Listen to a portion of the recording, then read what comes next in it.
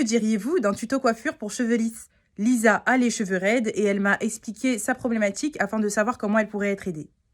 Alors moi au quotidien j'ai les cheveux très raides, c'est vrai que quand je me lave les cheveux juste après ils sont tout droits, donc ce que j'aimerais c'est apprendre à avoir un vrai volume et un beau brushing.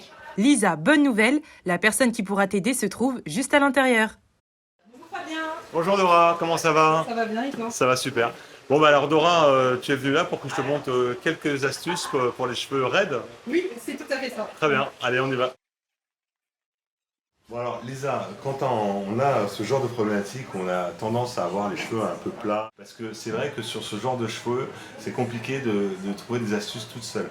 La seule astuce que tu peux trouver, c'est finalement des appareils qui vont venir un peu te gainer le cheveu, qui vont te donner un mouvement et ce qui va donner un peu cette impression de volume. Le soir, tu peux aussi te faire des nattes, une fois que tes cheveux sont mouillés, tu fais des nattes un peu partout sur tes cheveux et le lendemain matin, ton cheveu sera forcément sec, tu défais et hop, avec un coup de main comme ça, tu vas venir un peu secouer tous tes cheveux et tu vas avoir une espèce d'ondulation qui va se créer. Alors si tu dois utiliser la brosse et un sèche-cheveux, d'accord, tu utilises pas une trop grosse brosse parce que tu n'as pas les cheveux non plus très longs par exemple sur le devant.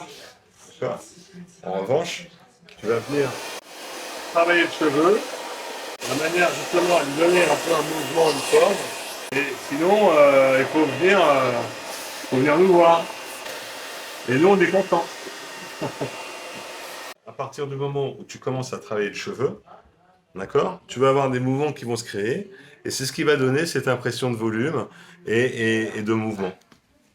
Alors, la petite astuce aussi, quand tu travailles avec la brosse et le sèche-cheveux, il ne faut pas hésiter à laisser un petit temps de pause de manière à ce que le cheveu refroidisse avec la brosse, de manière à venir figer un peu le mouvement. Et tout de suite, tu vois, quand tu commences à retravailler ton cheveu, bah, tu commences à avoir du mouvement et à gagner un peu plus de volume. Alors ça, tu peux le faire avec un sèche-cheveux et une brosse, tu peux le faire avec un fer à friser, même avec les petits lisseurs un peu, bah, on peut venir lisser le cheveu et on finit avec un léger mouvement, et ce qui va donner un peu cette impression de volume aussi. Juste avec un sèche-cheveux et une brosse, j'ai jamais eu ce résultat en tout cas.